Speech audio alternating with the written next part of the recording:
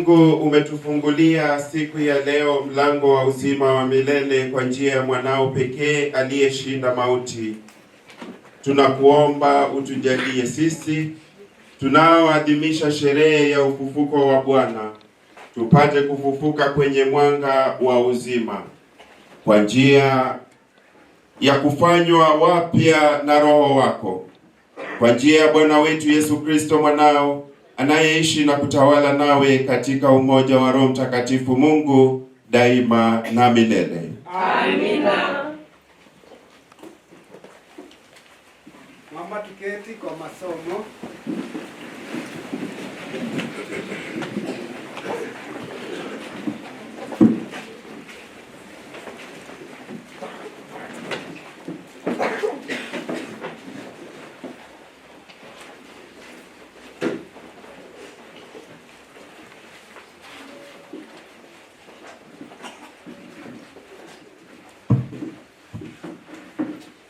Somo la kwanza.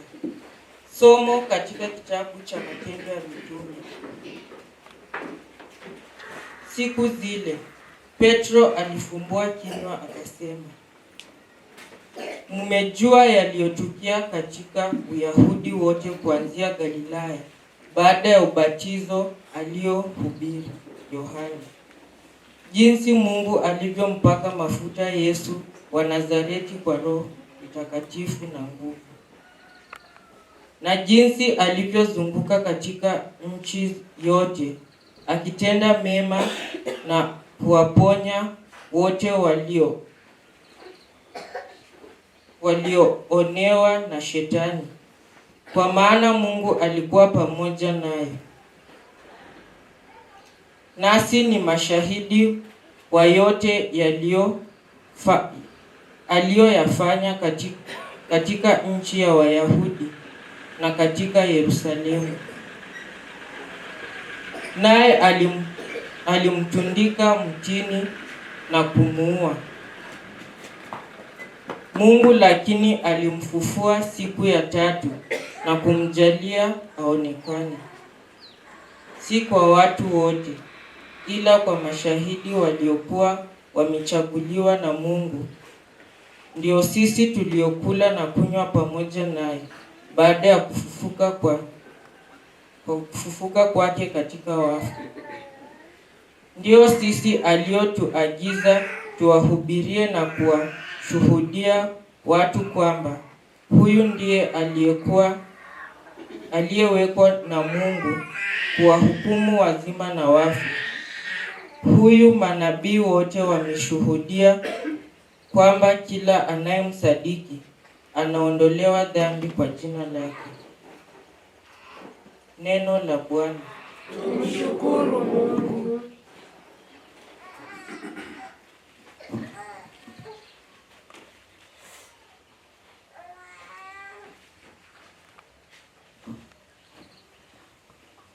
Kaburi ya kuitikizana. Hii ndiyo siku aliyoifanya Bwana. Tuishangilie na kuifurahia. Kwa kuimba. Hii ndiyo siku aliyoifanya Bwana. Tuishangilie na kuifurahia. Hii ndiyo siku aliyoifanya Bwana. Tuishangilie na kuifurahia.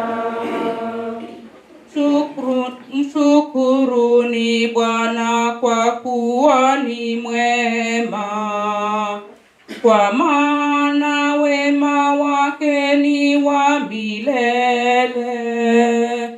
Israeli na aseme sasa, wema wake ni wa milele.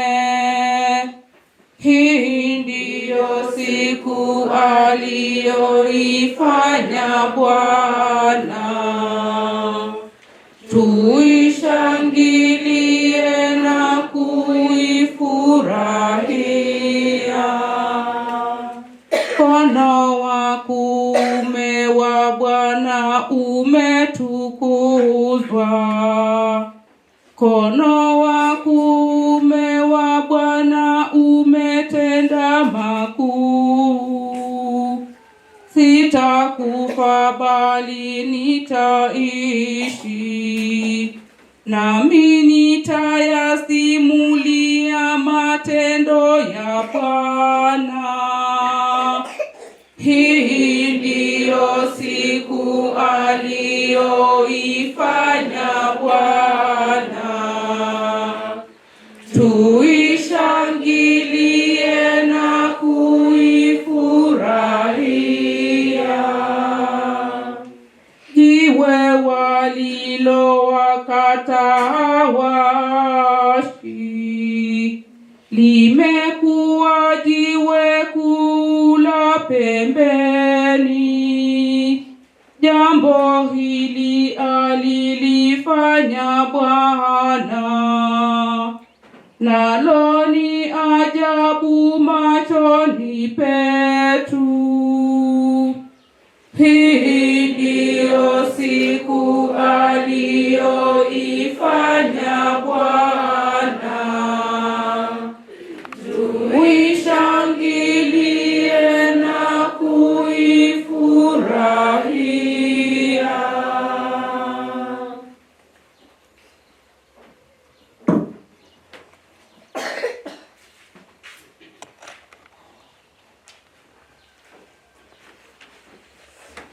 Somo katika barua ya Mtakatifu Paulo kwa Wakolosai. Ndugu zangu, ikiwa mmefufuliwa pamoja na Kristo, yafuateni yaliyo juu, anakokaa Kristo kuume kwa Baba. Zingatieni yaliyo juu, si mambo ya dunia. Maana mmeshakwisha kufa, na uzima wenu umefichika pamoja na Kristo katika utukufu. Baadaye Kristo aliye uzima wetu atakapotokea, ninyi pia mtatokea pamoja naye katika utukufu. Neno la Bwana. Tumshukuru Mungu.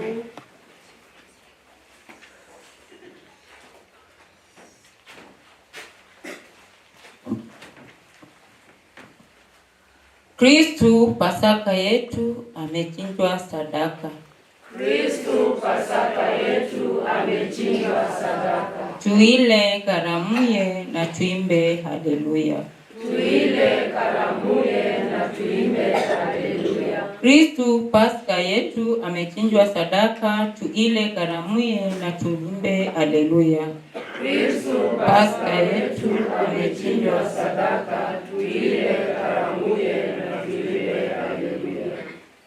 Kristu Pasaka yetu amechinjwa sadaka. Tuile karamuye na tuimbe haleluya. Kristu Pasaka yetu amechinjwa sadaka. Tuile karamuye na tuimbe haleluya.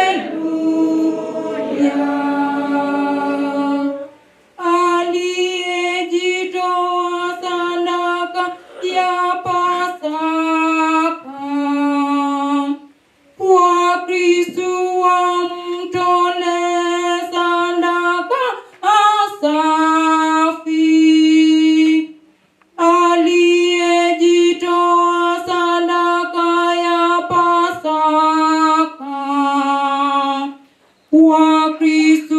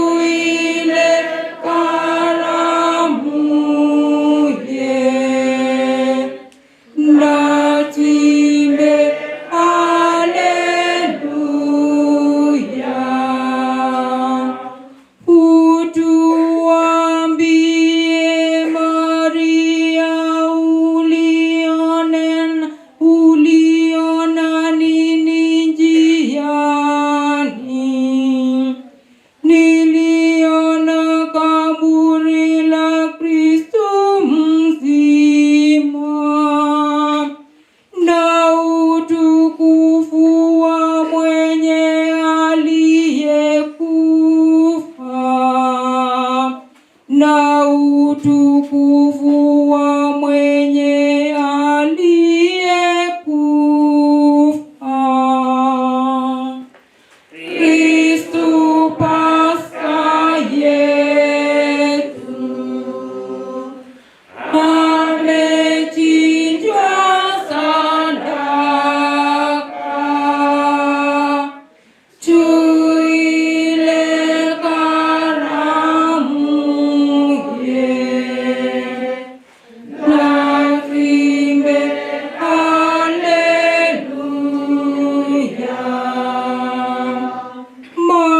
Mashahidi ni malaika, leso ya uso na mavazi. Kristu tumaini langu kafufuka, atawatangulia Galilaya, atawatangulia Galilaya. Kristu Pasaka yetu amechinjwa sadaka, tuile karamu ye na tuimbe haleluya.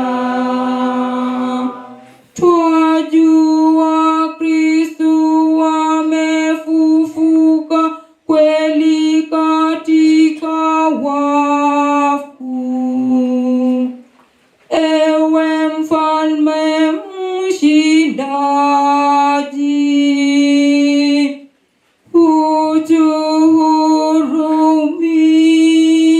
utuhurumie.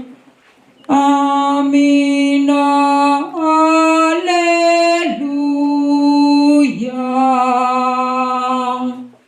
Kristu Pasaka yetu amechinjwa sadaka, tuile karamu ye na tuimbe haleluya.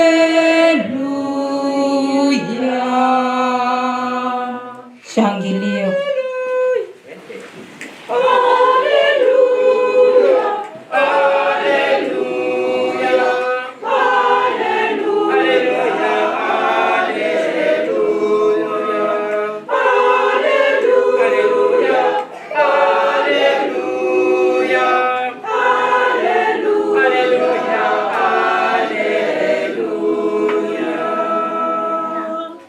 Kristu mwana kondoo wetu wa Pasaka ameondolewa sadaka. Haya, tuadhimishe siku kuu katika Bwana.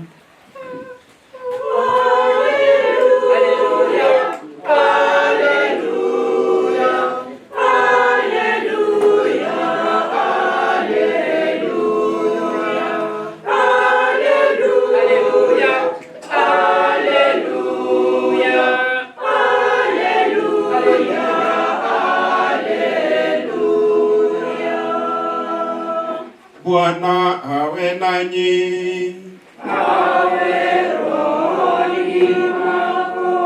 Somo la Injili takatifu ilivyoandikwa na Yohane.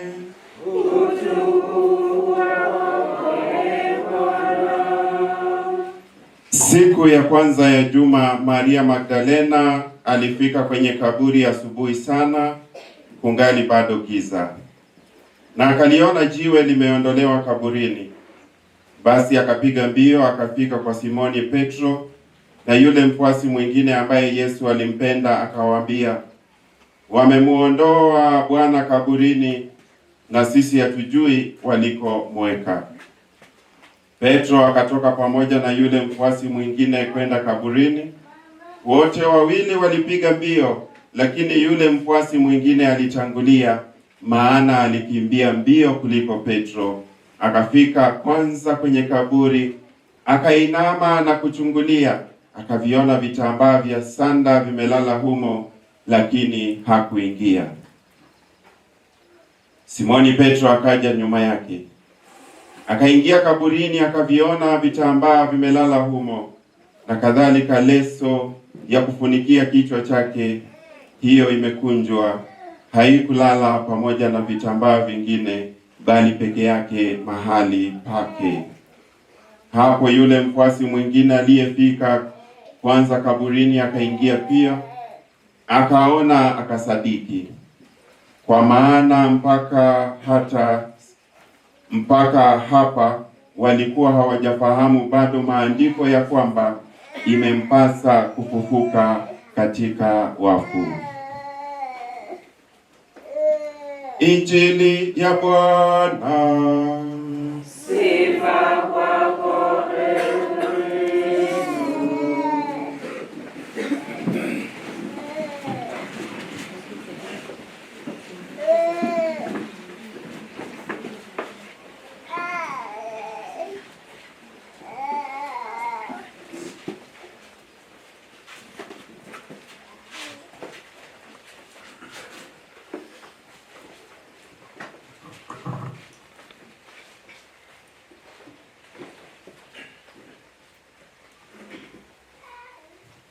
Hamjambo nyote. Hatujambo. Tumsifu Yesu Kristo. Milele amina.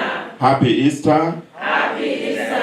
Happy Easter. Happy Easter. Watoto wote wenye mko hapa, habari yenu?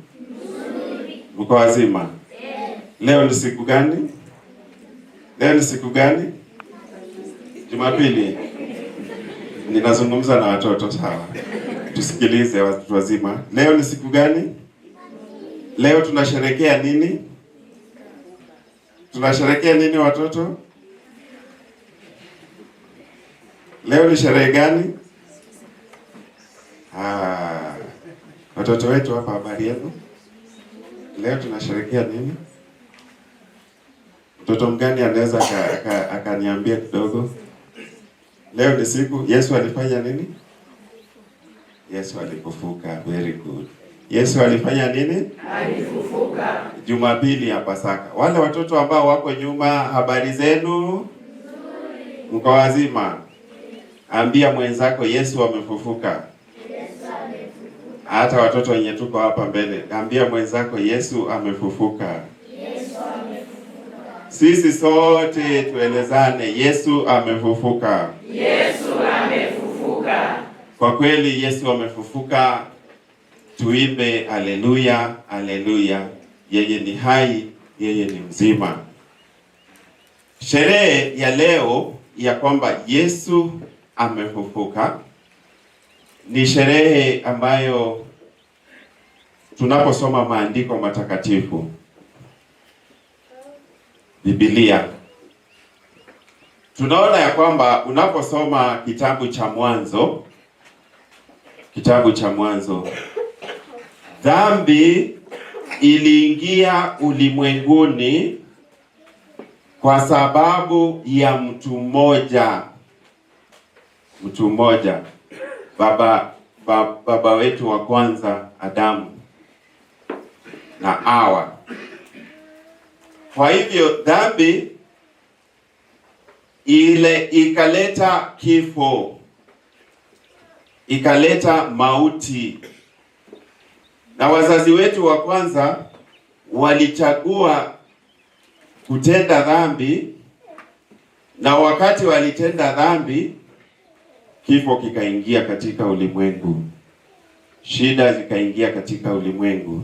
Lakini Mungu alikuwa, baada ya kuumba mwanadamu, aliumba mwanadamu kwa uso na mfano wake, na alitaka mwanadamu aishi naye milele. Lakini kwa sababu ya udhaifu wa mwanadamu akatenda dhambi, na kisha kifo kikaingia ulimwenguni. Na kifo kilipoingia ulimwenguni kilileta maafa mengi sana. Na kwa hivyo siku hii ya leo tunapofikiria sherehe hii na yale ambaye anatufundisha ni kwamba kifo kiliingia ulimwenguni kwa sababu ya mtu mmoja ambaye alikosa kuwa mtiifu. Adamu ambaye alikosa kuwa mtiifu. Na Adamu huyo ambaye alikosa kuwa mtiifu pamoja na Hawa walifukuzwa kutoka shamba la Edeni. Waliona aibu. Walishiriki ule mti ambao walikatazwa na Mwenyezi Mungu. Na wakaona aibu kwa sababu ya kutotii. Na kwa sababu hiyo Hawa wazazi wakafukuzwa, wakatimuliwa kutoka shamba la Edeni. Lakini Mungu alipenda binadamu sana. Akatuma manabii wakikumbusha wana wa Israeli, kutukumbusha sisi binadamu ya kwamba Mungu anatupenda. Manabii wengi wakatumwa ili kuweza kuhubiria sisi binadamu. Ingawaje wanadamu tulianguka, lakini Mungu anatupenda. Halafu ilipofikia utimilifu wa wakati, Agano Jipya, kupitia kwa mtu mmoja uhai umeingia ulimwenguni. Adamu wa pili. Adamu wa pili ni Yesu. Adamu wa pili ambaye alitundikwa juu ya msalaba hakuona aibu yoyote. Ukiangalia Adamu wa kwanza aliona aibu na akafukuzwa kutoka shamba la Edeni. Yesu Kristo ni Adamu wa pili ambaye alikuwa mtiifu, akakubali kufa msalabani.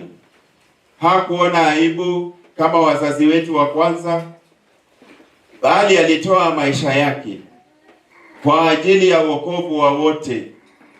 Alikubali kuwa mtiifu na kumwaga damu yake ili sisi binadamu tupate wokovu. Kwa hivyo huyu Adamu wa pili ni Yesu Kristo ambaye amerudisha tena upya uhai katika maisha yetu sisi binadamu. Kwa sababu leo tunasherehekea na kusema Kristo Pasaka wetu amechinjwa sadaka. Unakumbuka Alhamisi Kuu masomo ambayo tulisoma. Aswa somo la kwanza lilikuwa kutoka kitabu cha Kutoka, the book of Exodus. Wakati Mungu alituma Musa na Haruni waende kwa Farao.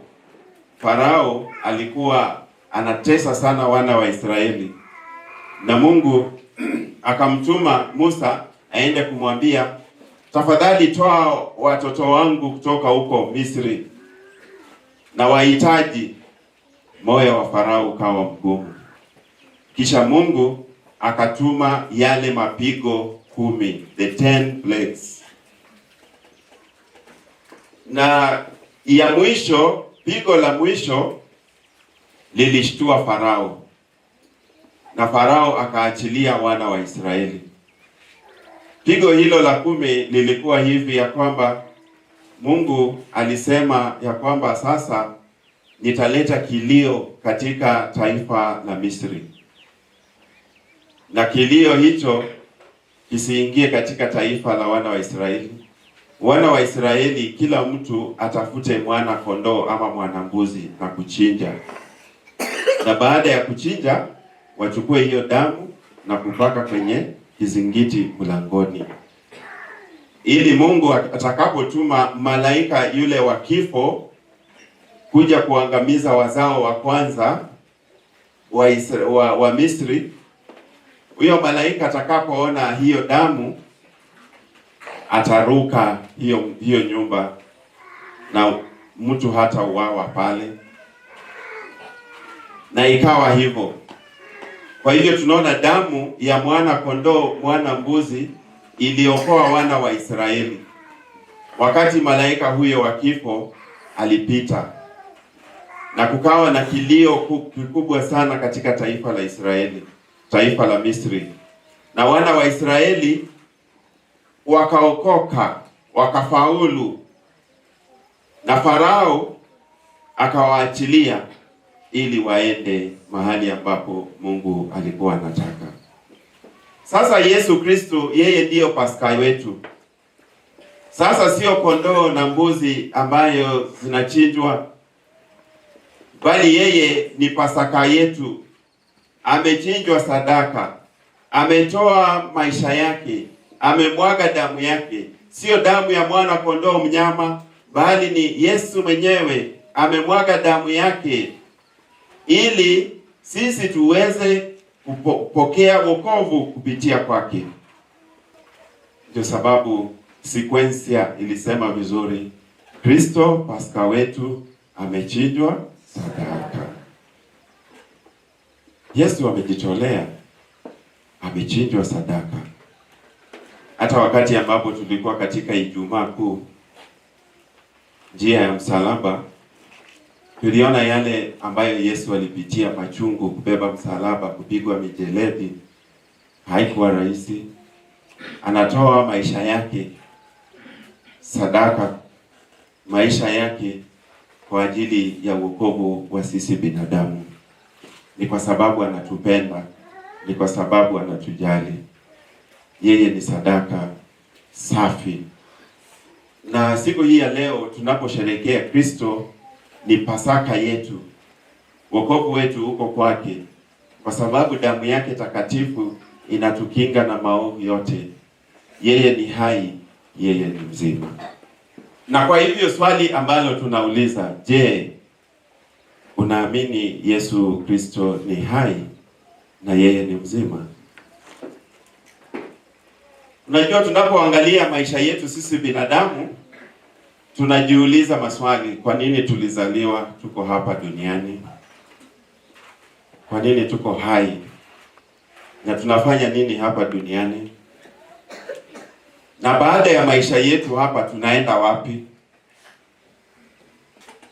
Ni maswali magumu ambayo tukijaribu kutumia fikra zetu sisi wenyewe binafsi tunashindwa kupata majibu. Kwa nini tuko hapa? Lakini jibu tunalipokea kutoka kwa Yesu mwenyewe, ambaye wakati wa Christmas huwa tunasherehekea kwamba neno alitoa mwili na akakaa kwetu.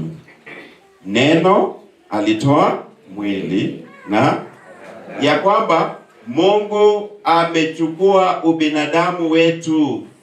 Yesu Kristo ambaye ni Mungu kweli na binadamu kweli, amechukua ubinadamu wetu. Sasa ubinadamu wetu umepokea heshima mpya, kwa sababu Mungu ameshiriki ubinadamu wetu.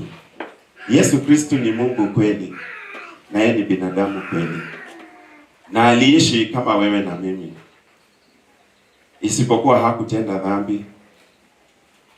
Na kama vile tumesikia katika kitabu cha Matendo ya Mitume, huyu Yesu alifanya mambo mazuri mengi.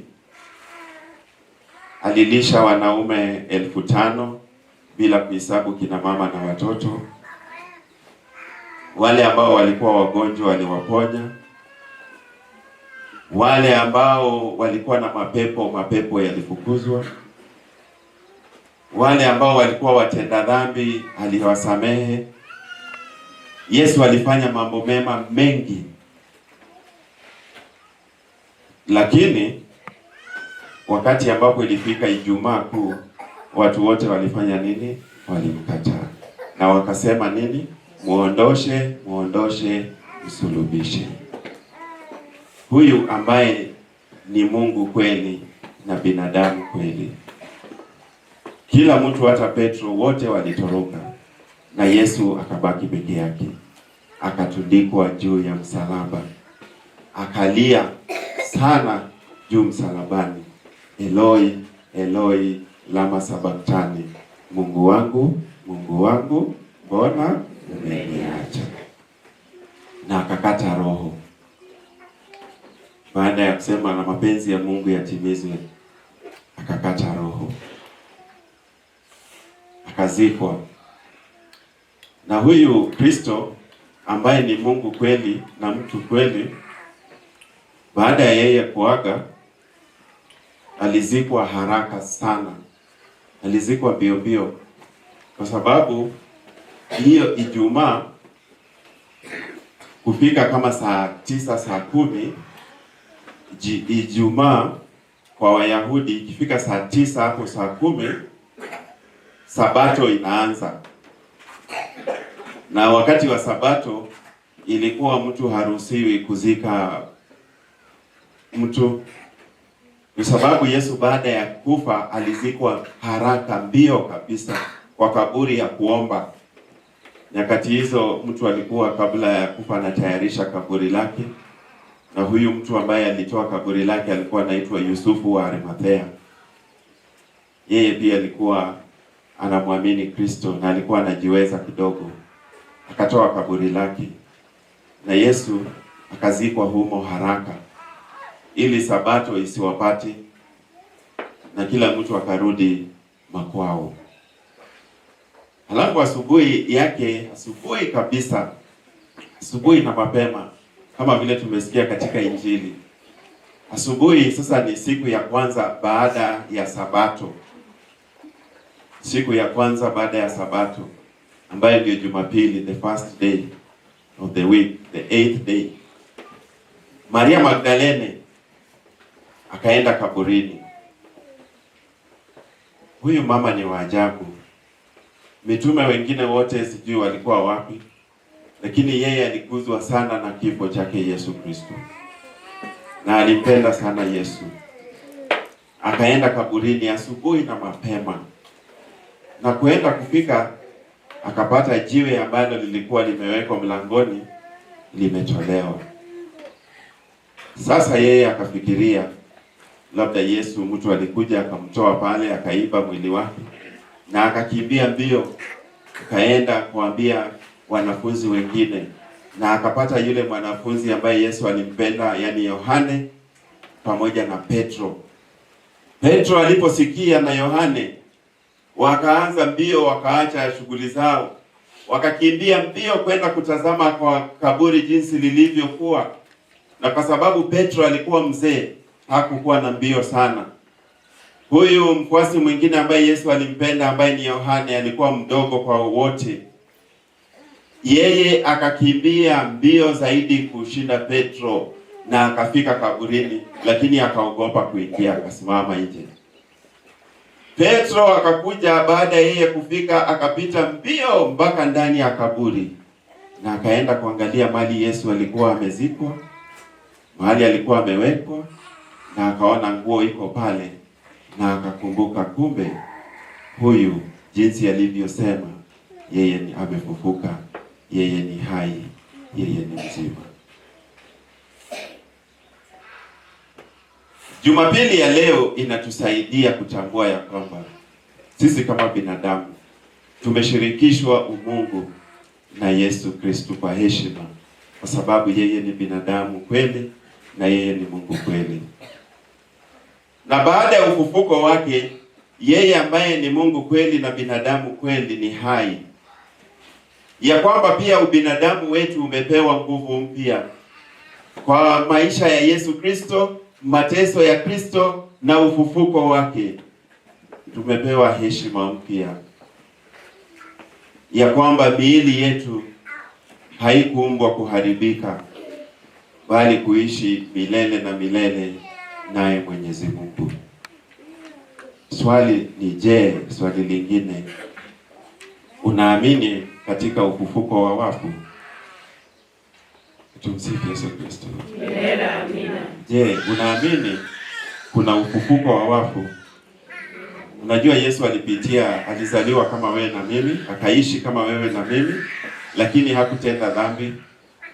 Akateswa, pia sisi tunapitia mateso. Akafa, pia sisi lazima tutakufa. Alafu akafufuka. Je, unaamini katika ufufuko wa wafu? Baada ya maisha yetu hapa duniani, Je, unaamini kuna maisha mengine ya uzima wa milele? Hayo ndiyo ambayo Yesu anatuhakikishia katika hii sherehe. Tumeumbwa sisi kama binadamu ili tusiharibike, bali tuwe na Mungu na kufurahi naye milele na milele. Ndio sababu tunashukuru na kuimba Kristo Pasaka wetu amechinjwa sadaka. Tuile karamuye mwili na damu ya Bwana wetu Yesu Kristo, Ekaristia, na tuimbe haleluya. Tunapokula hiyo karamu, tunaimarishwa katika safari ya roho yetu, ili tuendelee kuwa na imani kwake na kumtegemea yeye siku zote za maisha yetu. Kwa hiyo yeye ndiye tegemeo letu, yeye ndiye tumaini letu. Kristo lazima kila mmoja wetu ajiachilie na tuweze kumpenda na tuweze kuwa na imani kwa Yesu. Sisi sote, imani ni kujiachilia kwake Mwenyezi Mungu wakati wa shida na wakati wa raha. Jiachilie kwake Yesu ili akutawale, ili akuongoze, ili akuinue. Unajua, kabla ya kufikia Pasaka kuna Ijumaa Kuu, si ndio? Wakati wa mateso. Na unajua wakati mwingine pia unapitia shida nyingi. Unajiuliza maswali mengi. Lakini kama vile CWA tunasema strong in faith. Hata ukiwa na shida gani, si ndio? Unasimama wima katika imani bila kulegea. Si ni ukweli? Dunia iko na mambo mengi na vishawishi ni vingi. Hasa kwa mambo ya imani, wakati shida inatokea, watu wengi wanamsahau Mungu. Wanasahau Mwenyezi Mungu. Shida ni nyingi. Shida za magonjwa, shida za familia. Hata wengine wanasahau Yesu ni Pasaka wetu, si ndio? Unaona huu mshumaa unatukumbusha Yesu ni mwanga wetu, amefufuka, yeye ni hai, yeye ni mzima. Na mshumaa unapowakishwa usiku unafukuza giza. Na inamaanisha mahali Yesu wako hakuna giza, ni mwanga tu. Lakini kuna giza nyingi katika hii dunia wakati sisi vile tunaishi. Kuna wengine wanaacha mwanga, wanaingia kwa giza ya dhambi, giza ya kwenda kwa waganga. Sijui kama watu hao wanaenda wakati wa shida. Unajua dunia ina mambo mengi, na kwa watu kutafuta vitu fulani katika maisha ni rahisi sana tuache mwanga, kama vile Juda Iskarioti alikuwa na Yesu. Hata hiyo tulisikia katika masomo ya Jumapili ya Matawi pamoja na Ijumaa Kuu. Alikuwa ameketi na Yesu anakula. Yesu wako ni mwanga. Judas Iskarioti akatoka polepole akaingia ndani ya giza. Yesu akamwambia, kile ambacho unaenda kufanya fanya upesi. Alitoka na akaenda kumsaliti Yesu. Alitoka katika mwanga akaingia katika giza. Ni rahisi pia sisi kama Wakristo kuacha mwanga kwa sababu ya shida na mahangaiko mengi, na kuingia katika shida ya giza ya shetani. Shetani pia anafanya kazi yake, lakini tukumbuke Yesu ni mwanga wetu, na giza au shetani haliwezi kamwe likashinda mwanga. Ijumaa Kuu ilikuwa ni kama giza imeshinda. Baada ya kifo cha Yesu, kila kitu kilinyamaza. Mitume wote wakatoroka, wote wote walitoroka na wakarudi kufanya kazi zao, wakaingia katika giza. Lakini baada ya ufufuko, Yesu akaanza kuwatokea wanafunzi wake na kuwaambia, angalieni mikono yangu, angalieni ubavu wangu, milango imefungwa. Anatokea katikati yao, hawajui alipitia wapi. Anawaambia, angalia, mimi ni hai, mimi ni mzima. Wanasema, Bwana wangu na Mungu wangu. Ufufuko wa Yesu ulileta mwamko mpya kwa mitume, na wakaanza kuhubiri Injili bila uoga wowote. Baada ya kumshuhudia Yesu ambaye ni hai, ambaye alifufuka, uoga wote ulitoroka, na wakaanza kuhubiri bila uoga wowote, kwa sababu alijua yeye ako pamoja nao, yeye ni hai, yeye ni mzima. Sisi tumemshuhudia Yesu ambaye ni hai, ambaye amefufuka. Sijui wewe binafsi ukiingia ndani ya maisha yako, ndani ya nafsi yako, kama ni kutoa ushuhuda, je, una ushuhuda kuonyesha ukuu wa Mungu katika maisha yako? Mungu ambaye ni hai kupitia mwanae wa pekee amekutendea makuu. Sijui kama umeona hayo matendo makuu ya Mungu katika maisha yako. Na kwa kweli Mungu ametutendea mema mengi, kila mmoja wetu. Na kwa hivyo sisi ni jamii ya watu ambao tunamwamini Kristo ambaye ni hai, ambaye amefufuka. Sasa tuwe na mwanga mpya, tuwe na nguvu mpya, tuende na kuihubiri Injili na kuambia wengine, onjeni muone ya kuwa Bwana yu mwema. Yesu ni hai, yeye ni mzima, yeye amenitendea makuu katika maisha yangu, yeye ameshikilia familia yangu, amenipatia imani mpya, amenipatia tumaini mpya katika maisha yangu. Kwa hivyo tuwe wamishonari wa hiyo habari njema ya Yesu Kristo ambaye ni hai, ambaye ni mfufuka. Halafu huyu Yesu ambaye ni hai, mwanga wetu, tutembee na yeye. Tukiwa nyumbani, tutembee na yeye. Tulete mabadiliko mazuri. Tuwe watu wema. Tuwe watu wenye huruma. Tuwe watu wenye msamaha. Tukiwa kazini, tuwe watu wema. Tujenge nchi yetu ya Kenya. Mwanga mpya huu, yani Yesu, utawale mioyo yetu. Mwanga mpya ufukuze ufisadi. Mwanga mpya ufukuze mauaji. Mwanga mpya ulete huruma katika fikra zetu na mioyo yetu. Mwanga mpya huo uweze kuleta haki popote mahali ambapo tupo. Mwanga mpya huo ambaye ni Yesu Kristo upatie binadamu wote tumaini lililo la kweli. Watoto wetu, habari zenu tena? Mko wazima? Sasa Yesu amefufuka. Mnaona hii mshumaa? Ukiakisha mshumaa usiku inatoa nini? Light, si ndio? Inatoa mwanga, si ndio? Alafu mahali mwanga iko, uko na nguvu ya kuona, si hivyo? Sasa Yesu ni mwanga wetu. Watoto, ambia mwenzako, Yesu ni mwanga wetu. Yesu ni mwanga wetu. Ambia mtoto mwenzako, mimi ni mwanga.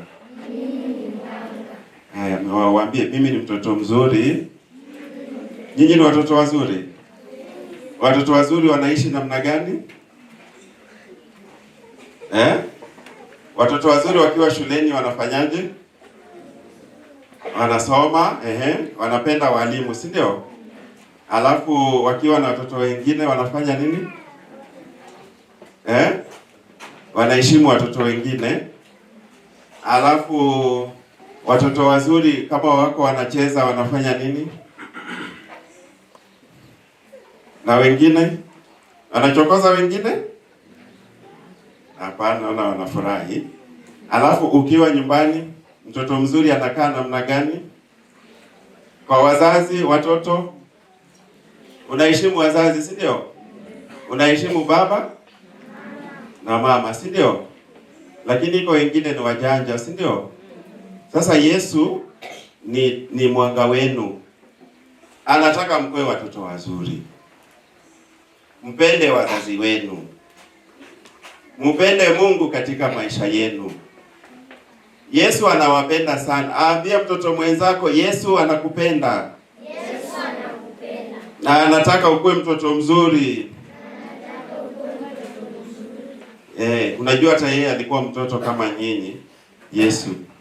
Mtoto Yesu alipenda baba yake, alipenda mama yake, alitii hao wazazi wake, aliwasikiliza.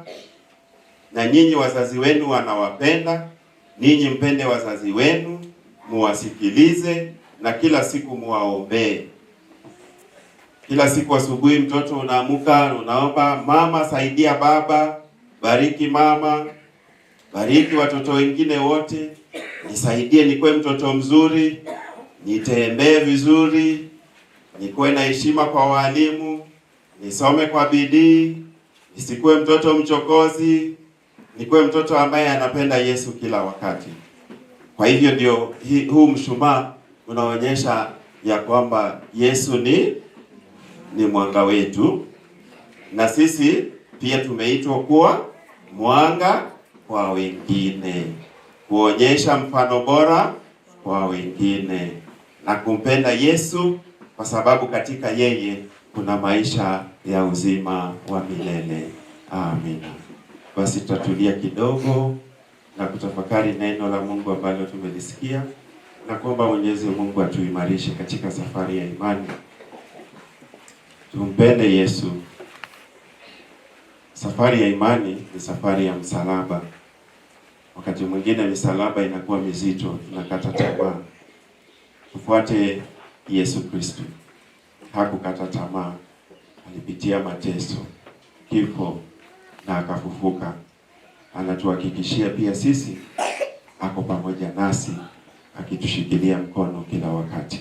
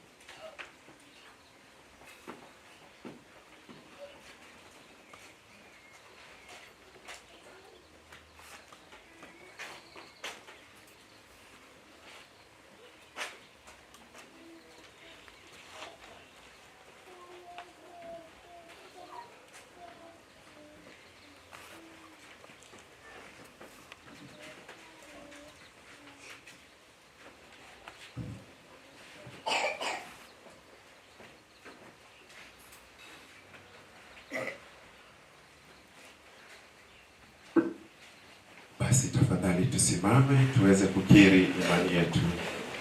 Nasadiki kwa Mungu mmoja, Baba Mwenyezi, Muumba mbingu na dunia na vitu vyote vinavyoonekana na visivyoonekana. Nasadiki kwa Bwana mmoja Yesu Kristo, mwana pekee wa Mungu, aliyezaliwa kwa Baba tangu milele yote, Mungu aliyetoka kwa Mungu, mwanga kwa mwanga, Mungu kweli kwa Mungu kweli, aliyezaliwa bila kuumbwa, mwenye umungu mmoja na Baba, ambaye vitu vyote vimeumbwa naye. Alishuka kutoka mbinguni kwa ajili yetu sisi wanadamu na kwa ajili ya wokovu wetu, akapata mwili kwa uwezo wa Roho Mtakatifu. Kwake yeye Bikira Maria akawa mwanadamu, akasulubiwa kwa ajili yetu sisi kwa mamlaka ya Ponsio Pilato, akateswa, akafa na akazikwa. Siku ya tatu akafufuka kadiri ya maandiko, akapaa mbinguni, ameketi kuume kwa Baba. Atakuja tena kwa utukufu kuwahukumu wazima na wafu, na ufalme wake hautakuwa na mwisho. Nasadiki kwa Roho Mtakatifu, Bwana mleta uzima, atokaye kwa Baba na Mwana, anayeabudiwa na kutukuzwa pamoja na Baba na Mwana, aliyenena kwa vinywa vya manabii.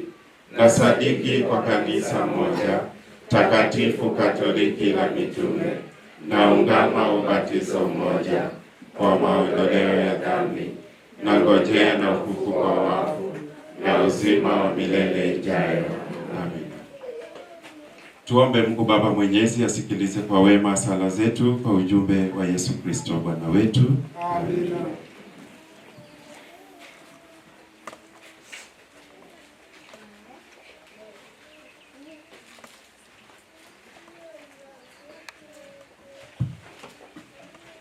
Mungu Mwenyezi wa milele, leo hii tunakushukuru kwa wema wako, na vile vile tunaombea familia zetu, zaidi familia ambazo ziko katika hatari ya kuporomoka. Mungu, simama na familia hizo, ukawape imani na tumaini la kuishi. Na Mungu, sikiliza sala zetu. Mungu, sikiliza sala zetu. Mungu Baba Mwenyezi, tunakuja mbele zako Mwenyezi Mungu, tunakushukuru kwa sababu ya ufufuko wako Mwenyezi Mungu, katika matendo yetu, katika maisha yetu ya kila siku. Mwenyezi Mungu, tunakualika katika mioyo yetu, pia ukaweza kufufuka nasi, tukaweza kubadilisha matendo yetu, tukufuate katika ukamilifu. Bwana, twakuomba utusikilize. Mungu Mwenyezi, ninakushukuru ni kwa siku leo hii. Ninakushukuru kwa kipaji cha uhai pia cha uzima. Ninakushukuru Baba kwa mengi mema ambayo ndio kututendea. Nachukua mapadri, maaskofu, nachukua walimu, makatekista, wote naweka mkononi mwako. Nasema Baba, wanafanya kazi ngumu, takatifu, wape nguvu, wape hekima na maarifa ili waendelee kueneza injili yako takatifu. Nasema tuko na askofu wetu mahali hapa, ametulisha neno, ndio kumpa nguvu, afya ya kiroho na kimwili, asiti kueneza injili yako takatifu. Na Mungu, sikiliza sala zetu. Mungu, sikiliza sala zetu.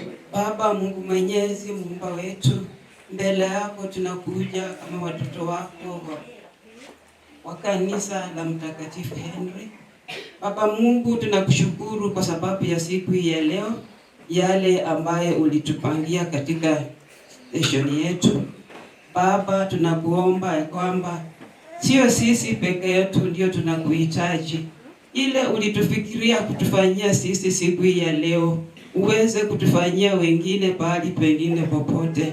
Baba, utujaze na imani yako, utuinue kwa pahali ambapo tumefika kama kituo, utupee nguvu ili Mungu Mwenyezi, tukue kiimani na kimwili, tukikumbuka ya kwamba wewe u pamoja nasi. Na Mungu, utusikie. Mungu, sikiliza sala zetu. Tunaye mwombezi wetu ambaye anatupenda sana, ambaye kila wakati anatuombea kwa mwanae pekee, ili yale ambayo yamo ndani ya moyo wetu tuweze kupata kweli. Na huyo ni mama wetu mpendwa Bikira Maria. Tulete yote ambayo yako ndani ya mioyo yetu kwa huyu mama wetu mpendwa, ili apeleke kwa Kristo, tukisali kwa imani. Salamu Maria, umejaa neema, Bwana yu nawe, umebarikiwa kuliko wanawake wote, na Yesu mzao tumbo lako amebarikiwa. Maria mtakatifu, mama wa Mungu, utuombee sisi wakosefu, sasa na saa ya kufa kwetu. Tunaomba haya yote kwa njia ya Kristo Bwana wetu. Amina.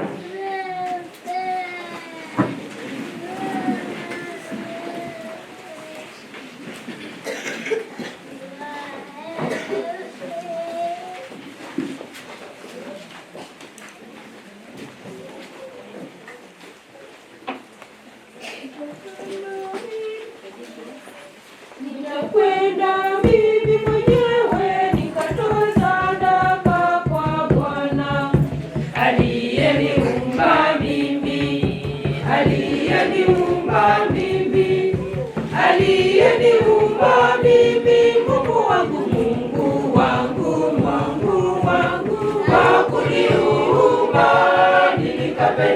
nikapendeza. Aliyeniumba mimi, aliyeniumba mimi, aliyeniumba mimi, Mungu wangu, Mungu wangu, wangu, wangu, kwa kuniumba nikapendeza. Kaniumba kwa mfano wake kuliko viumbe vingine, na sasa nikatoe shukrani. Nitakwenda mimi mwenyewe nikatoe sadaka kwa Bwana aliyeniumba mimi, aliyeniumba mimi, aliyeniumba mimi, Mungu wangu, Mungu wangu, Mungu wangu, kwa kuniumba nikapendeza. Aliyeniumba mimi, aliyeniumba mimi, aliyeniumba mimi, Mungu wangu, Mungu wangu, Mungu wangu, kwa kuniumba nikapendeza.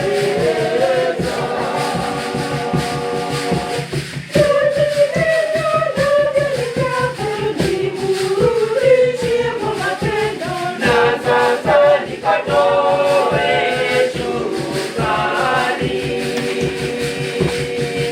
Nitakwenda mimi mwenyewe nikatoe sadaka kwa Bwana aliyeniumba mimi, aliyeniumba mimi, aliyeniumba mimi, Mungu wangu, Mungu wangu, Mungu wangu, kwa kuniumba nikapendeza. Aliyeniumba mimi, aliyeniumba mimi, aliyeniumba mimi, Mungu wangu, Mungu wangu, Mungu wangu, kwa kuniumba nikapendeza. Tena mimi amenijalia ya mbinguni na duniani, na sasa nikatoe shukrani. Nitakwenda mimi mwenyewe nikatoe sadaka kwa Bwana aliyeniumba mimi, aliyeniumba mimi, aliyeniumba mimi, Mungu wangu, Mungu wangu, Mungu wangu, kwa kuniumba nikapendeza. Aliyeniumba mimi, aliyeniumba mimi, aliyeniumba mimi, Mungu wangu, Mungu wangu, Mungu wangu, kwa kuniumba nikapendeza.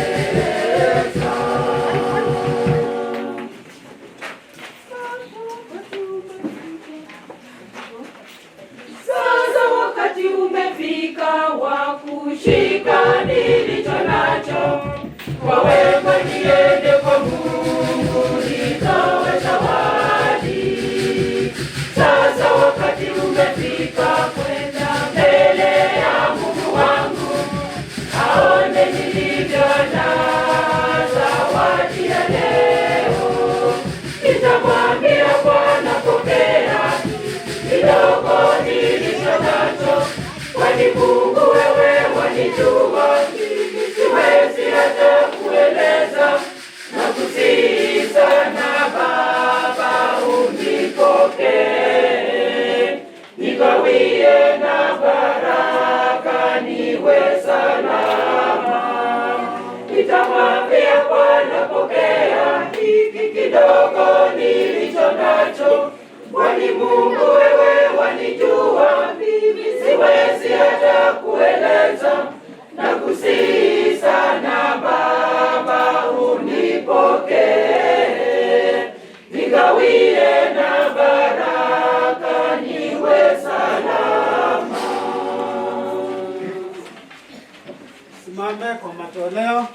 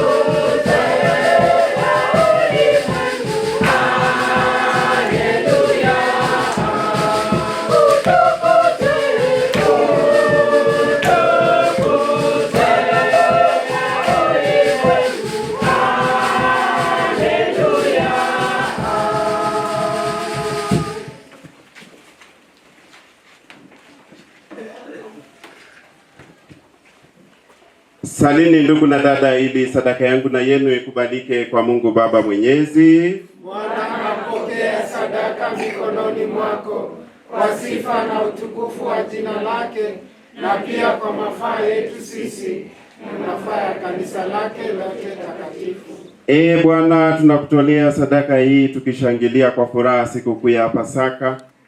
Kwa namna ya ajabu kanisa lako linazaliwa upya na kulishwa kwa sadaka hiyo kwa njia ya Kristo Bwana wetu. Amina.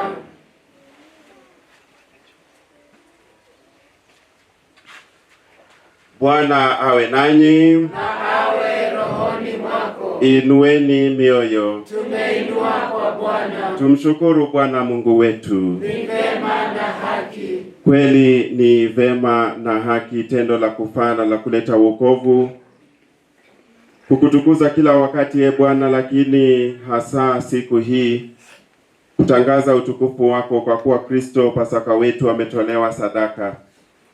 Yeye ndiye mwana kondoo wa kweli aliyeondoa dhambi za ulimwengu. Yeye ndiye aliyeangamiza mauti yetu kwa kufa kwake, na alitengeneza upya uzima kwa kufufuka kwake. Kwa sababu hiyo, katika upeo wa furaha ya Kipasaka ulimwengu mzima unashangilia, lakini pia nguvu za mbinguni na majeshi ya malaika wanaimba utenzi wa utukufu wako wakisema bila mwisho: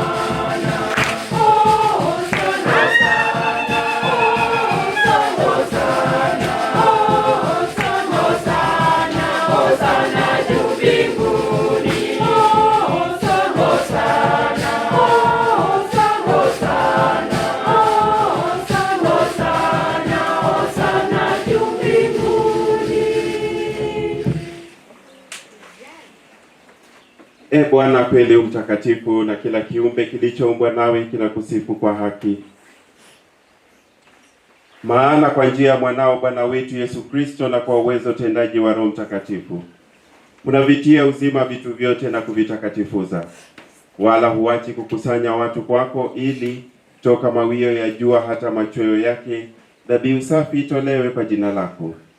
Basi Bwana, tunakusihi kwa unyenyekevu vipaji hivi ambavyo tumekutolea, ili uvitakase, upende kuvitakatifuza kwa Roho huyo huyo, ili viwe mwili na damu ya mwanao Bwana wetu Yesu Kristo, aliyetuamuru tuadhimishe mafumbo haya. Maana yeye mwenyewe usiku ule alipotolewa, alitoa mkate, na akikushukuru aliubariki, akaumega na akawapa wafuasi wake akisema, twaeni mle nyote, huu ndio mwili wangu utakaotolewa kwa ajili yenu.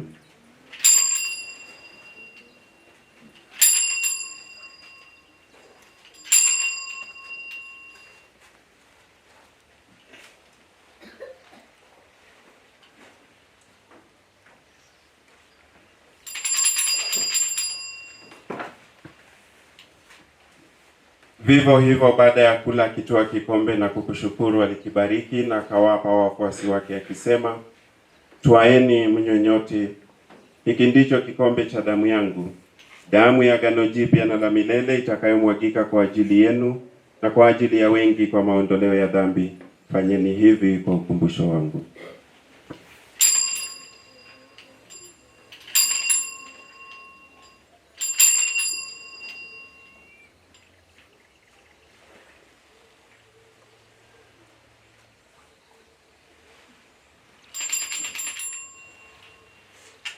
Hili ni fumbo la imani. Kristo alikufa, Kristo alifufuka, Kristo atakuja tena. Hili ni fumbo la imani. Kristo alikufa, Kristo alifufuka, Kristo atakuja tena. Kwa hiyo Bwana, tunapoadhimisha ukumbusho wa mateso ya mwanawe aletayo wokovu pamoja na ufufuko wake wa ajabu na kupaa kwake mbinguni, na tunapoutazamia ujio wake wa pili, tunakutolea kwa shukrani sadaka hii iliyo hai na takatifu.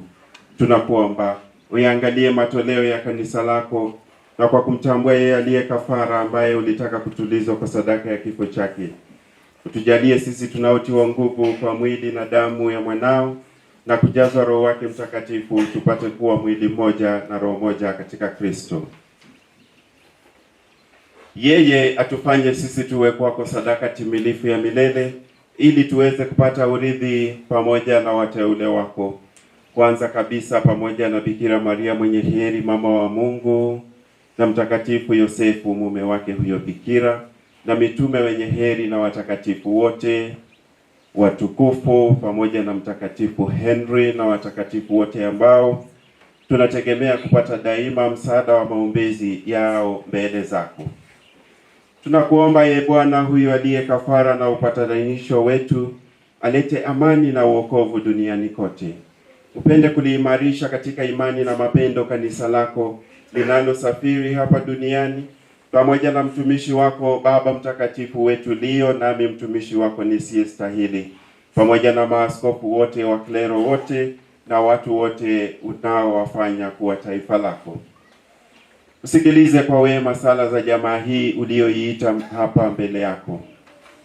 Baba uliye mtakatifu, kwa huruma yako uwakusanye kwako wanao wote waliotawanyika popote duniani. Uwapokee kwa wema katika ufalme wako ndugu zetu marehemu, na wote walioaga dunia wakiwa wamekupendeza, nasi tunatumaini kufika katika ufalme huo, ili pamoja tushibishwe milele kwa utukufu wako, kwa njia ya Kristo Bwana wetu, ambaye kwa njia yake unaujalia ulimwengu mema yote.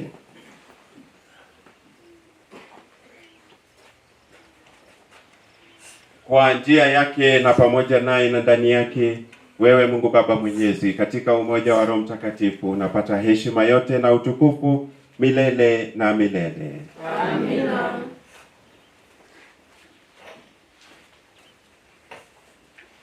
Kwa kulitia agizo la Mwokozi wetu na tukifuata mafundisho yake ya kimungu, tunadhubutu kusema: Baba yetu uliye mbinguni, jina lako litukuzwe, ufalme wako ufike, utakalo lifanyike duniani kama mbinguni. Utupe leo mkate wetu wa kila siku, utusamehe makosa yetu kama tunavyowasamehe na sisi waliotukosea, usitutie katika kushawishi, lakini tuokoe maovuni. Bwana, tunakuomba utuopoe katika maovu yote, utujalie kwa wema amani maishani mwetu, kusudi kwa msaada wa huruma yako tuokolewe daima na dhambi, wala tusifadhaishwe na jambo lolote, tunapotazamia tumaini lenye heri na ujio wa Mwokozi wetu Yesu Kristo. Kwa kuwa ufalme ni wako na nguvu na utukufu hata milele. Bwana Yesu Kristo, uliyewaambia mitume wako, amani na wachieni, amani yangu na wapa, usizitazame dhambi zetu ila tu imani ya kanisa lako. Upende kulijalia amani na umoja kama yalivyo mapenzi yako, unayeishi na kutawala milele na milele. Amina. Amani ya Bwana iwe daima nanyi, na iwe rohoni mwako. Mpeane amani. Twaombea watu wote wawe na amani. Twaombea watu wote wawe na amani. Twaombea watu wote wawe na amani. Twaombea watu wote wawe na amani. Yesu ni karibu.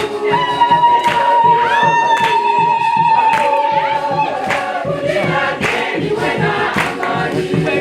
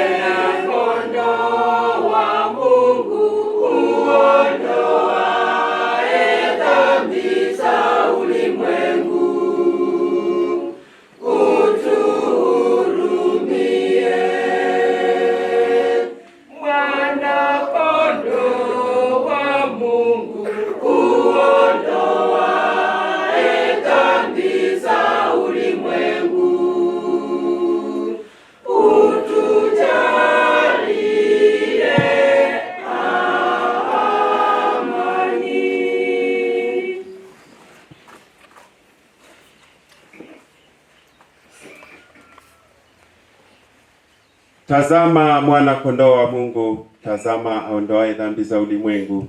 Heri yao walioalikwa kwenye karamu ya mwana kondoo. Bwana, sistahili uingie kwangu, lakini sema neno tu na roho yangu itapona.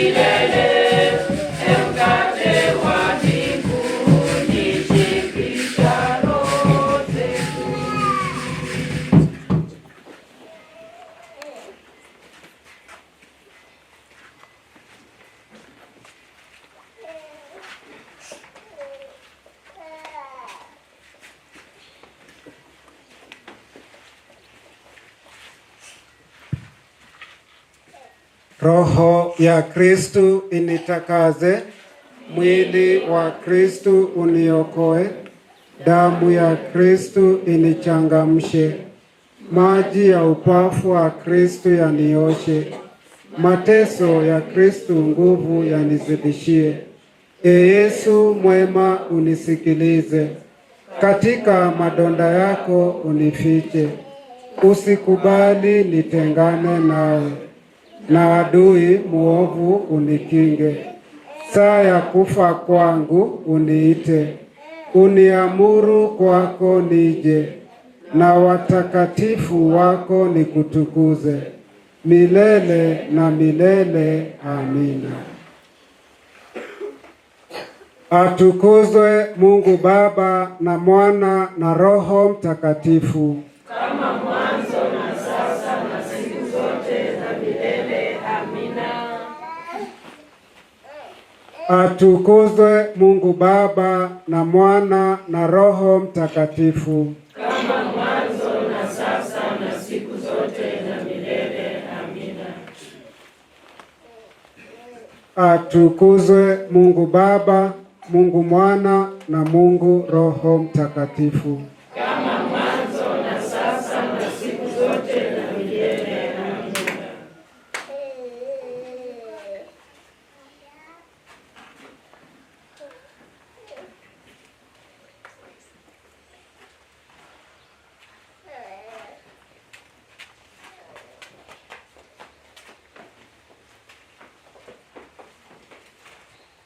Tutasimama wote kwa wimbo wa shukrani.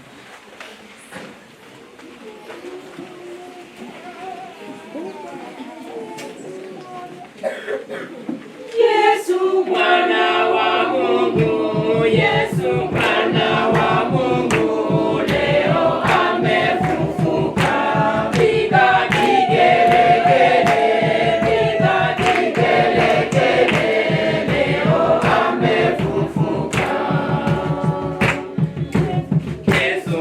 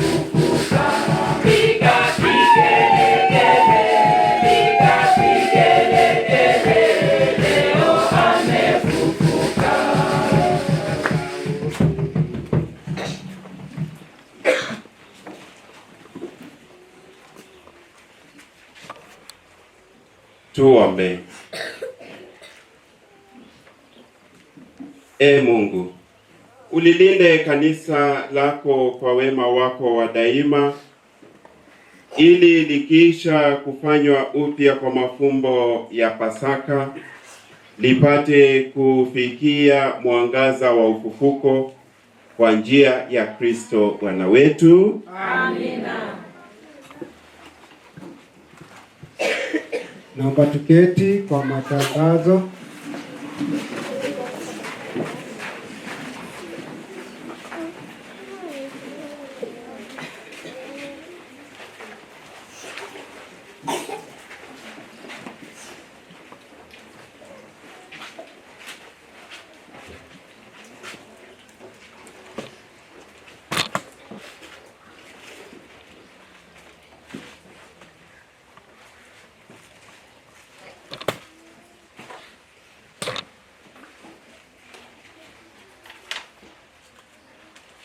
Mungu ni mwema kila wakati.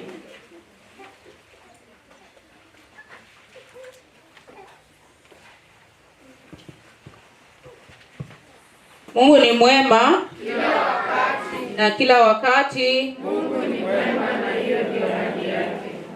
Karibuni kwa matangazo. Wanafunzi wa dini wanaombwa waje Jumatano saa 3 hapa kanisani wakutane na mwalimu kwa mafunzo. Pia tunaendelea kuwakumbusha kuwa harambee ya kituo chetu mwezi huu itaongozwa na St. Lucy na St. Kizito. Harambee hiyo itaendelea kila mwezi juma la 3. Tunaombwa kujitolea sana, kwani kiwango cha chini zaidi kwa matarajio yetu ni 20,000 kwa kila harambee. Wakristo tunakumbushwa kuwa mawe ya ujenzi inaendelea kukusanywa. Kila Mkristo anaalikwa ashiriki katika ujenzi.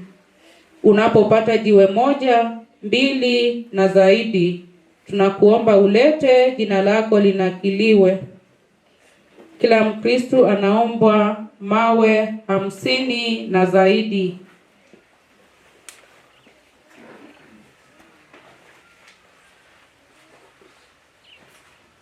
Tarehe 9 mwezi wa 4, misa ya familia St. Augustine saa 6. Tarehe 9 hiyo mwezi wa 4, misa ya baba paroko St. Teresia saa 8. Tarehe 11 mwezi wa 4, misa ya vijana St. Peter's Kiungani saa 4. Tarehe 11 hiyo mwezi wa 4, misa ya walejio St. Joseph saa 4. Tarehe 12 mwezi wa 4, akina mama tunaombwa kutoa shilingi 1,000 kwa ajili ya harambee St. Elizabeth Sango. Tarehe 2 mwezi wa 5, West Zone, misa itafanyika St. Elizabeth Sango.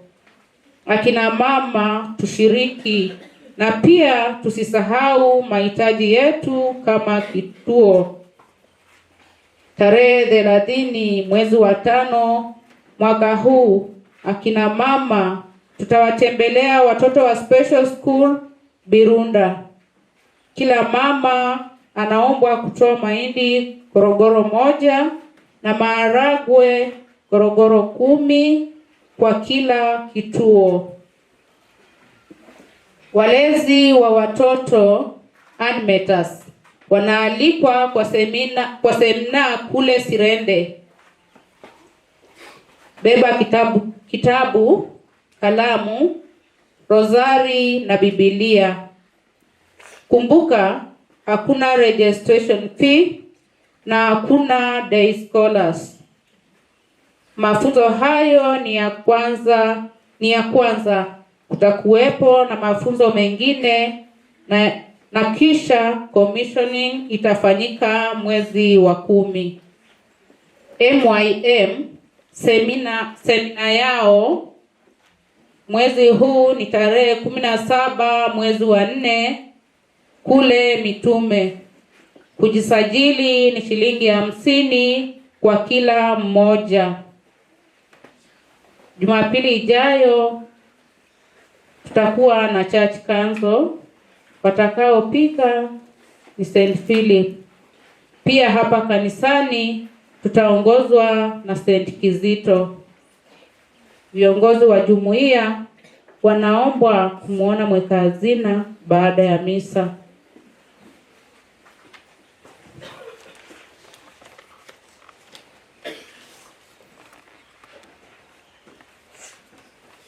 Tunayo kadi ya mwaliko. Tasoma jinsi ilivyo. We, the family of Mitume Pastoral and Catechetical Center, cordially invites St. Henry Catholic Church Makindu to the graduation ceremony of our catechists, which will take place on 8th May 2026 at the center.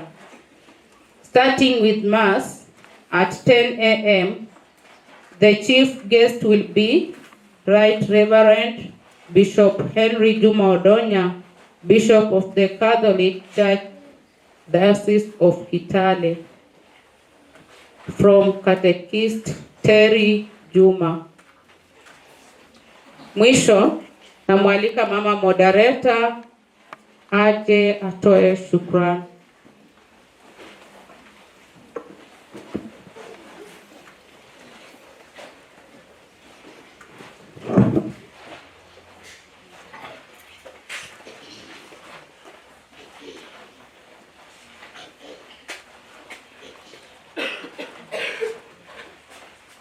Baba Askofu, seminarian wetu, katekisi wetu, na wageni wote ambao wameshiriki pamoja nasi siku hii ya leo. Tumsifu Yesu Kristo. Milele amina. Sifa za Mama Bikira Maria zisambae kote duniani. Kabla sijaanza, nataka kuomba ruhusa. Nimepata ripoti ya Baba Askofu, instructions hapa. Ninaomba, mmenipea maneno mawili nifanye, naomba niongeza yangu moja. Kama nimekubalika nimekubalika kwa Baba Askofu, niongeze yangu moja tu. Asante. Kwa hivyo nataka kuanza na kushukuru Baba Askofu, Baba wa Diocese ya Kitale, kwa siku ya leo akaona tu aweze kuja kwa station yetu hii changa, the youngest St. Joseph's Parish, akae nasi katika hii vumbi bila madirisha, lakini atuongoze kwa misa takatifu. Sio ni favor kubwa sana? Tunamfanyaje? Mpe makofi kubwa. Asante kwa hiyo favor. Haina kipimo. Next, na kwanza nataka tu kupe short history ya dakika moja kuhusu kituo hiki cha Mtakatifu Henry. Mtakatifu Henry wakati huu tunaongea ni umri wa miezi mitatu. They are 3 months old. Kwa age ya mtoto ndiye anakaa. Yule mtoto mwenye anaamka na nguvu ndiye anakaa. Lakini teketeke bado. Kwa hivyo Baba Askofu, sisi ndio tunakaa. Na ukaamua kuja tukukaa na sisi. Kwa hivyo kukuja kwako, utatutoa pahali tumekaa hapo, utatusimamisha. Vile utatusimamisha na tusimame kutoka kwa kukaa, Mungu mwenyewe Mungu ataingilia kati, alafu utuache tumesimama. sio kukaa chini tena. Si ndivyo wana Henry? Asante. Kukuja kwako hapa Baba Askofu ni mafunzo kwa watu wengi sana. Watu wengi wamesoma. Tuna Wakristo ambao hawakuwa wamekuona tangu uletwe Kitale Diocese. Wao wanakusikia, wanakuona kwa picha, lakini hawajasikia sauti yako. Leo wameisikia, si ndio? Watoto wetu hapa wana story kusema, kuambia wenzao shuleni. Huwa wanaona maaskofu kwa TV, wakihubiri, wakiongea, lakini hawajawahi kufikiria wana wao pia mwenye anaweza kuja aongee mbele yao, awaulize maswali, awahubirie. Si ndivyo watoto? Pia sisi tuna wetu ndio huyu. Tumpigie makofi watoto. Wale machache Baba Askofu, nataka kusema asante sana kuja kwako. Karibu sana tena kuja hapa St. Henry. Bado niko Birunda. Najua ulimi haijazoea St. Henry. Niko Birunda. Hapa St. Henry shamba letu ni 1.2. Kwa hivyo ni shamba kubwa. Tunaweza lima mahindi, tumelima 0.7 tumepanda. Tunaamini ya kwamba itatusaidia kifedha. Tuna Wakristo hapa 120. Wengi wao ni youth. Hata kwao 120 ndio Wakristo wazima.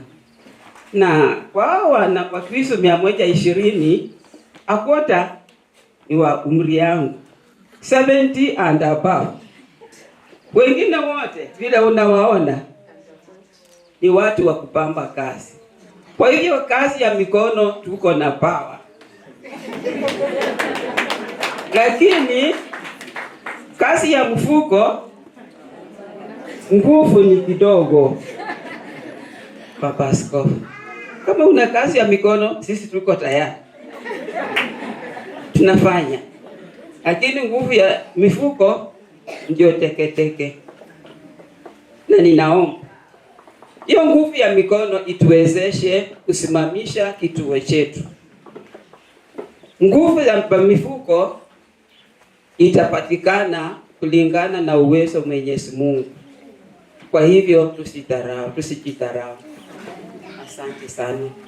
Sasa na hayo machache nataka kukaribisha Bishop wetu. Tusikie lake. Mbona alichagua kuja kukaa kwa vumbi hii? Akawacha stations kubwa wenye wamepamba. Akaona akuje St. Henry akae na sisi kwa vumbi. Nataka nimkaribishe. Ile swali nimejiuliza, nafikiria liko kwa vichwa vya Wakristo wengi. Mbona sisi Mungu anatupenda, si ndio? Nataka tusimame kwa miguu yetu na kwa makofi ya nguvu sana tukaribishe Baba Askofu, tusikie sauti lake tena kando na mahubiri. Tuko tayari? Na tumemfurahia. Na tuko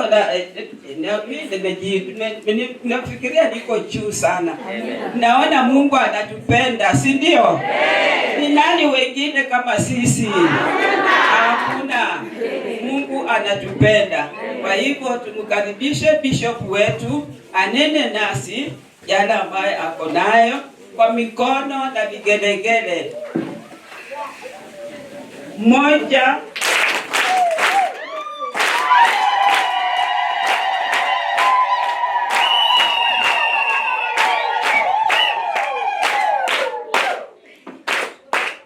Karibu Baba Askofu, nenda na watu wa St. Henry.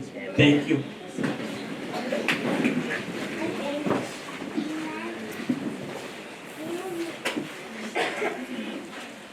Asante sana moderator. Ukisoma Injili ya Mathayo, kuna wakati ambapo wanafunzi wa Yesu walikuwa wanalia na kuhangaika sana, kwa sababu walikuwa wanapitia mambo mengi. na walikuwa wakilia na kuhangaika wakijiambia na kusemezana, tule nini, tuvae nini, tunywe nini? Na hayo maneno yakamfikia Yesu. Yesu akawaambia, angalieni ndege wa angani, hawapandi wala hawavuni, hawana store, hawana gala, lakini Baba yenu wa mbinguni anawalisha. Akawaambia, kama Mungu anachunga ndege wa angani hivyo, na je sisi? Akawaambia tena, angalieni maua ya shambani jinsi yameavyo, mazuri sana. Uzuri wake hata yule ambaye mwenye alikuwa amejulikana katika Biblia na hekima, Suleimani, hawezi akajua maua uzuri wake unatoka wapi. Na hayo maua yanakuwa leo yanakuwa mazuri, kesho yanakauka, baadaye yanatupwa motoni. Alafu Yesu anasema, kama Mungu anatunza maua hivi, na je sisi? Alafu akawaambia siri, utafute kwanza ufalme wa Mungu na utakatifu wake, na hayo yote mengine utafanya nini? Utapewa. Siri ni kutafuta nani? Mungu na utakatifu wake. Uwepo wa kanisa unasababishwa na hiyo siri ya Wakristo sisi kumtafuta Mungu kila siku na utakatifu wake. Kituo chetu hiki kila wakati tutafute ufalme wa Mungu na utakatifu wake. Najua mahali kuna ufalme wa Mungu na utakatifu wake, mahali watu wanatafuta ufalme wa Mungu na utakatifu wake, kuna amani, kuna upendo, kuna ukarimu, kuna umoja, kuna maendeleo. Kwa sababu gani? Mungu anatafutwa wa kwanza.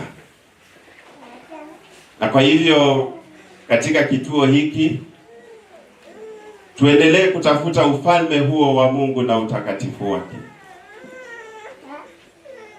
Na hayo mengine yote tutajaliwa, hata kanisa mtajaliwa. Najua Yesu alianza na wale mitume 12 na hakuwa na nyumba yoyote ambaye alikuwa amejenga, lakini alijenga imani ya watu.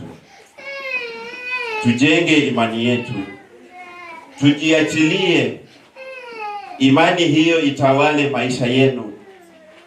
Muwe kitu kimoja, mpendane, muweke Mungu atawale maisha yenu, na hayo mengine yote mtafanya nini? Mtazidishiwa kwa ziada, kwa ziada. Kwa hivyo ningependa kusema asante sana. Leo nimekuja tu kusali pamoja nanyi, kwa sababu leo ni Jumapili ya Pasaka, na nilimweleza padri anitafutie kituo kimoja ambacho ningependa tu kuja na kusali na Wakristo bila maongezi mengi, kwa sababu ni wakati wa Pasaka.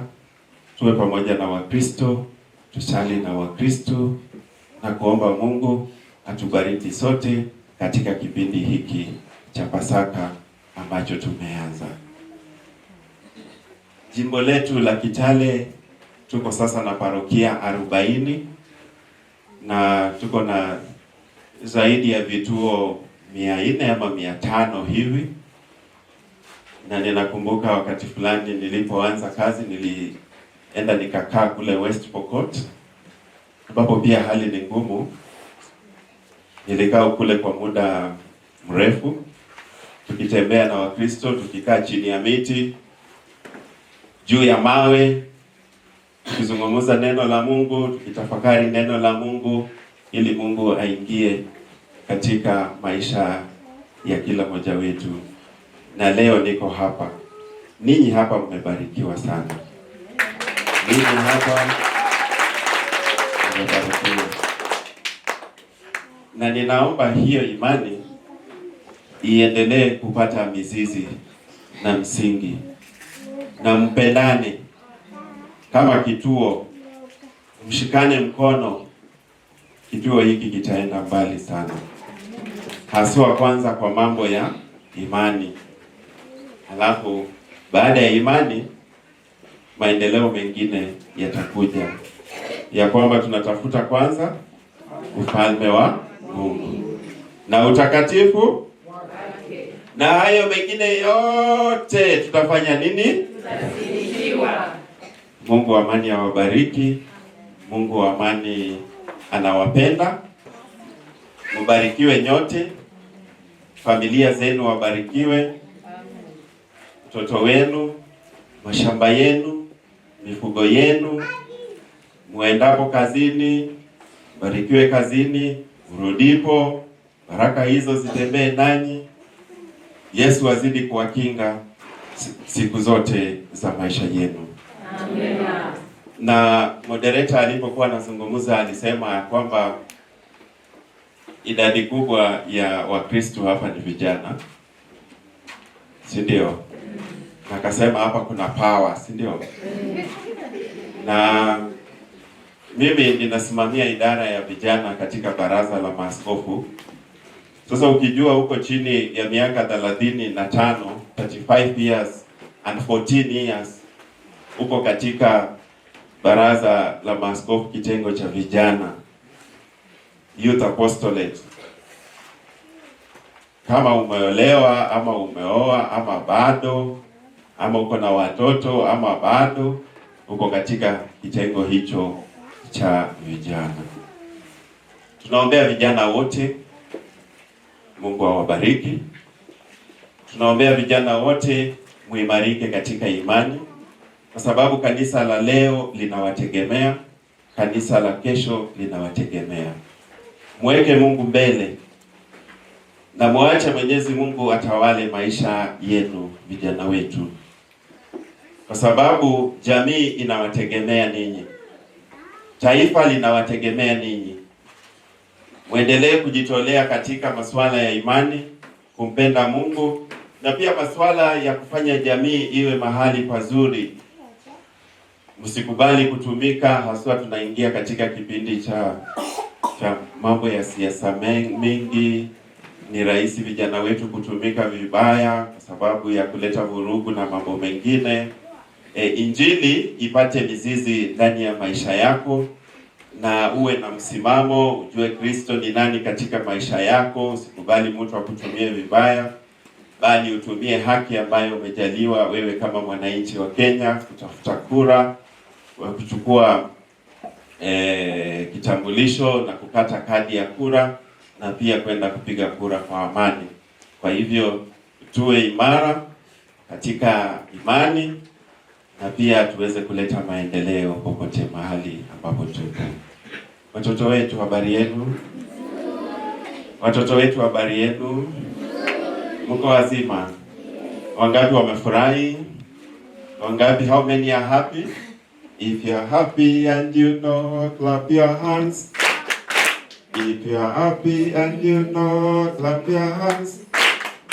If you are happy and you know, and you really want to show.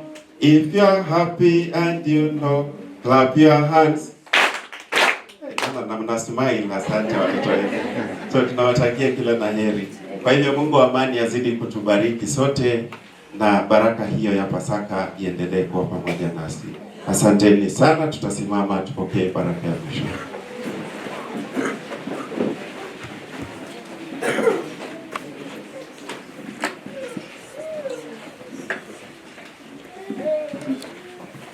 Bwana awe nanyi.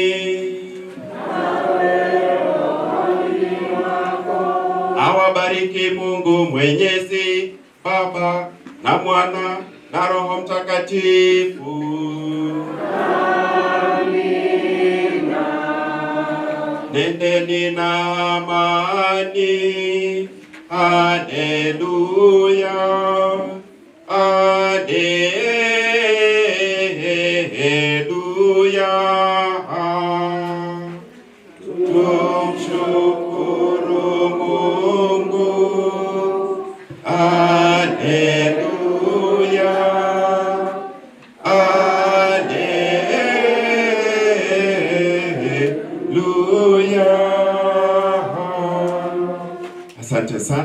Pasaka njema.